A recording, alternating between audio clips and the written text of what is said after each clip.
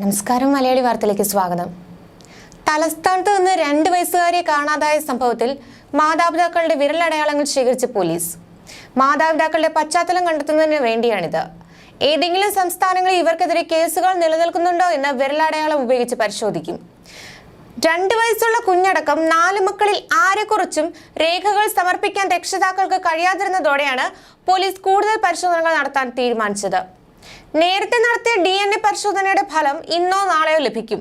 2 വയസ്സുകാരുടെ യഥാർത്ഥ മാതാപിതാക്കൾ തന്നെയാണോ ഒപ്പമുള്ളതെന്ന് സ്ഥിരീകരിക്കാൻ വേണ്ടിയാണിത്.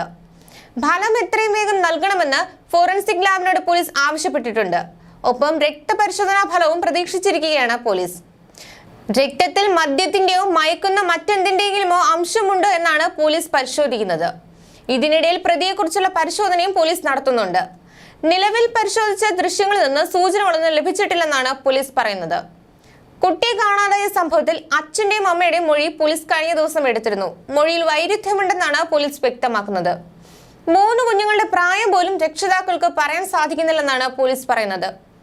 കുട്ടികൾക്കാർക്കും തന്നെ തിരിച്ചറിയ രേഖകളുമില്ല. കുഞ്ഞിന്റെ രക്ഷിതാക്കളുടെ ബാങ്ക് അക്കൗണ്ടുകളും മറ്റു രേഖകളും പോലീസ് പരിശോധിക്കുകയാണ്.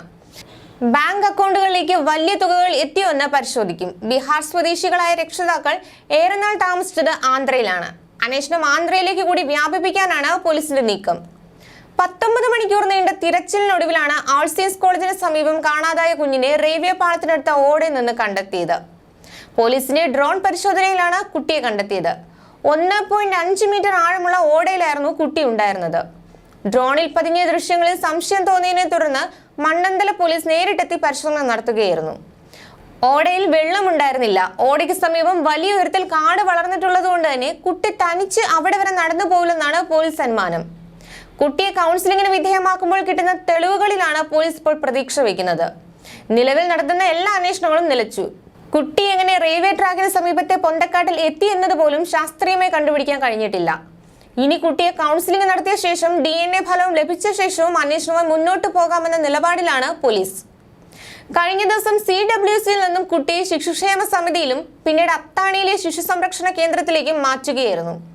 കുട്ടിയുമായി ബന്ധപ്പെട്ട ഒരു വിവരവും കൈമാറാൻ രക്ഷിതാക്കൾ തയ്യാറാവാത്തതിനെ തുടർന്നാണ് DNA പരിശോധനയ്ക്ക് വിധേയമാക്കിയത്. തുടക്കം മുതൽ മാതാപിതാക്കളുടെ ഇടപെടലിലും പോലീസ് സംശയങ്ങൾ ഏറെയുണ്ട്. കുട്ടിയെ കാണാതായ ദിവസം മാതാപിതാക്കളും ഒപ്പമുണ്ടായിരുന്ന ബന്ധുക്കളും മദ്യലഹരിയിലായിരുന്നു. അന്ന് കുട്ടിക്ക് മദ്യം നൽകിയിരുന്നോ എന്നും പോലീസ് സംശയിക്കുന്നുണ്ട്. ഇത് ഉറപ്പിക്കുന്നതിനുള്ള പരിശോധന നടത്തുന്നുണ്ട്.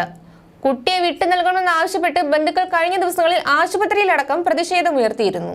കുട്ടിയുമായി തിരികെ നാട്ടിലേക്ക് പോകണമെന്നും കേസിന്റെ തുടർ നടപടികളിൽ താല്പര്യമില്ലെന്നുമാണ് രക്ഷിതാക്കളുടെ നിലപാട്.